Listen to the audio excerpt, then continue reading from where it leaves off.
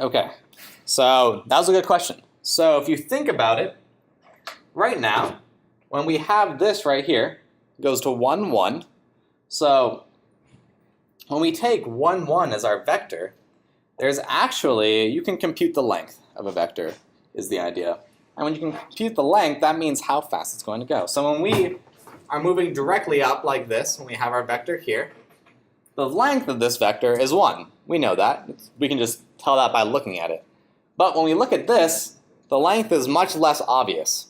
So the way you calculate the length is through an equation like this, x squared plus y squared plus z squared, all square rooted.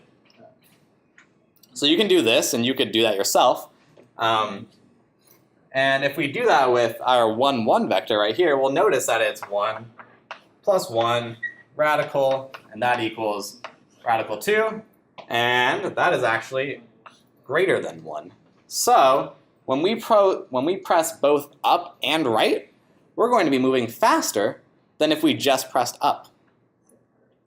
So there are actually, I think there are some games that have this in them, like I believe like old games like GoldenEye or something used to do this, but we can actually account for this and fix it using a pretty quick function within Unity. So if we go back, we have our movement vector, and what we want to do before multiplying it by time.delta time is we want to go movement vec dot, and then you type in normalize with a capital N, and then an open parentheses and a close parentheses. And what that's going to do is it's going to take your vector, and if it's like this, it's going to maybe shrink it a little bit so that it only has a length of 1 at all times.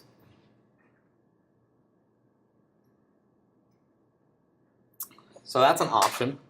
That is definitely an option.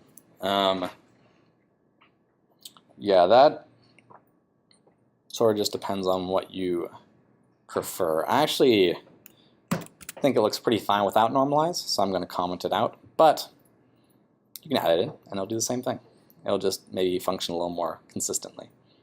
So there's 2 other components of movement that are usually useful. First off is rotation. We would like our character to rotate when they start moving. And then second, if we have time, would be jumping.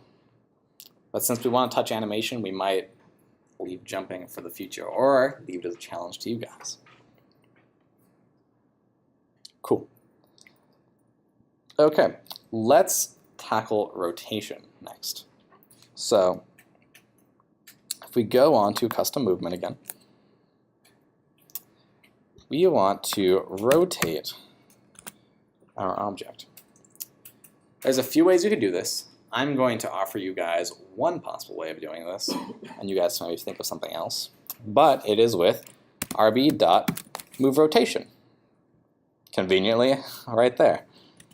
So what we first need to do is we need to get a rotation. And the way we're going to get a rotation is from our movement vector. So if they're moving in this direction right here, I want them to face that direction. Pretty simple. It will be a pretty basic one. They won't have any smoothing or anything like that. They'll just snap to wherever you're moving. But I think that's pretty good. So let's go ahead and do that. So how we're going to tackle that is we actually need something called a quaternion. A great name. There's a summary right there. Quaternions are used to represent rotations. That's about all you need to know.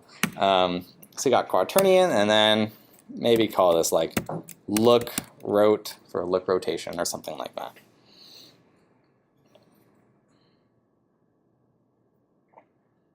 Cool. And then the way we're going to do this is by passing in quaternion dot look rotation and then movement vec.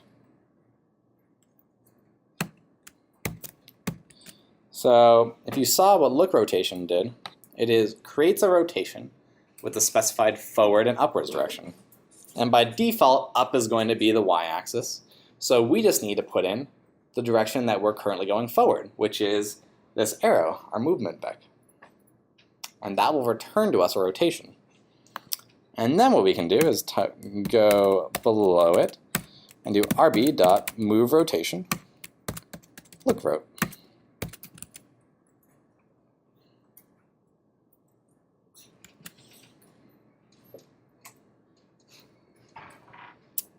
Cool, and let's go ahead and test that out. Anyone still need this, by the way? Going once, going twice. Okay. So now if we press play, let's see what happens. So now if I move forward, you can see that our object is rotating around. It works pretty well. It maybe looks a little bit odd at times. It's not perfect, but you can see that due to the way that we are using a box, we can actually see the things moving. So there are some discrepancies here. So if I just press right, you're not going to see any rotation. If I just press left, you're not going to see any rotation. It is in fact rotating, but it's rotating instantly. So when a box rotates 90 degrees, it looks exactly the same. So it's impossible to tell the difference between when we're going left and right in this case, or forward and back. But everything in between, we actually can see. So that was a design decision I made for this. I thought we didn't really need perfect smooth rotation, but we would probably like to show whoever is playing it that there is a forward direction on our player. So the way that I'm going to do that is I'm going to click on our box right here. You can see we have our cube. I actually might rename this to player real quick, like that.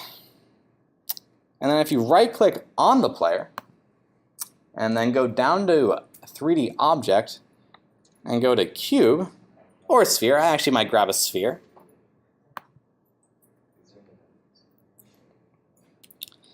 Then if I drag this out, you can see that we have a sphere and it's attached to our player. It's a child of our player. So it's going to move around when our player does. And what I want this to do, if I get a look at it, is I want to scale this down a little bit, maybe like a 0.5, and then I want to just sort of shrink it and move it up and just give our guy a little nose, you know? It's pretty good. It's an abstract character with a little bulgy nose. But now if I press play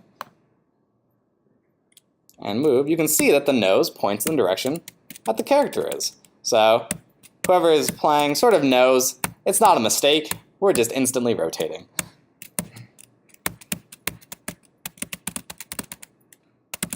And there are a lot of things that can be polished with this rotation, obviously. But this does go to show a very quick and dirty way to get it up and running.